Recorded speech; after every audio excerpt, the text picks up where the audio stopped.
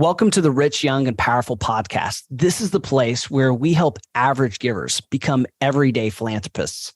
I'm your host, Andrew McNair, a financial commentator, author, nine-figure wealth manager, as well as a philanthropist too. I'm going to show you how to give more, how to find more fulfillment, and help you impact the causes that you care about the most.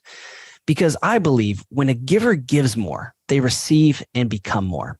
And I am personally looking forward to hearing from our special guest today, Dr. Emerson Eggerichs, who is, again, going to be a delightful guest today because I'm married. And when you're married, life is simpler maybe when you're in a bachelor mode. You can spend how you want. You can save how you want. You can even give how you want.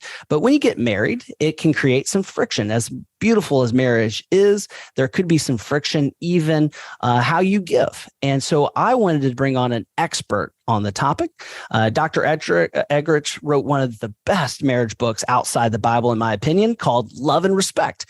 And he wasn't done there because he has written some outstanding books. And actually, I just recently bought two of them, which is Mother and Son and Before You Hit Sin. So I look forward to reading those. But Dr. Eggerichs, welcome to the show. Thank you, Andrew. I've been looking forward to this, and I'm very excited about your vision and how you're serving your audience. Thank you. May your tribe increase.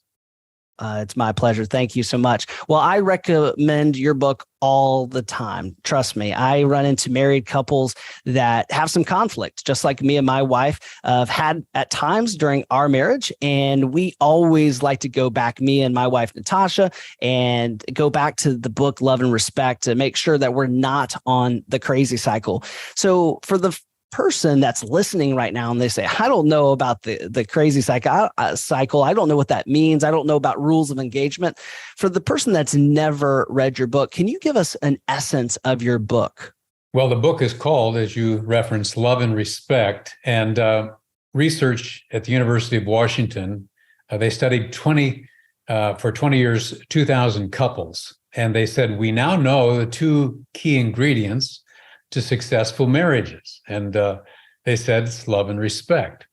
And in fact, a book was written called Why Marriages Succeed or Fail. And in that idea that we need love and respect in our relationship. And no one is going to love and respect perfectly, but the antonym would be hostility and contempt. And I've been married nearly 50 years, and Sarah and I know that if we appear hostile and contemptuous, when we get upset with each other, we say we can be right, but wrong at the top of our voice. When we come across in that way that's angry, harsh, disrespectful, uncaring, when we misrepresent ourselves in that way, it's in all probability going to be misinterpreted by our spouse. As I say, my misrepresentation is going to result in a misinterpretation, because I take the position that most of us have goodwill, but when we have that heated fellowship, things start happening. And particularly as it relates to the concept of love and respect, that we take the position that all of us need love and respect equally. But we've asked 7,000 people this question, Andrew. When you're in a conflict with your spouse, do you feel unloved at that moment or disrespected? Andrew, 83% of the men say during conflict they feel disrespected. Most husbands are assured of their wives' love. They don't, though, have that assurance that she likes him very much at that moment. So he tends to filter that conflict through the respect grid, whereas 72% of the women say they feel unloved. And of course, you can see how there are exceptions to this, but here's what I discovered.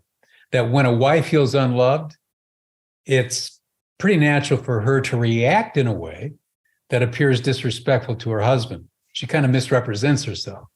That's how he interprets her. And when he feels disrespected, he ends up reacting in a way that feels unloving to her. And he's not trying to be. He'd die for her if she doesn't kill him, so to speak. But this is the way in which we tend to react. We come across in this way, and it creates what the academic literature, I have my PhD in family studies, the academic literature talks about the cycle of negativity.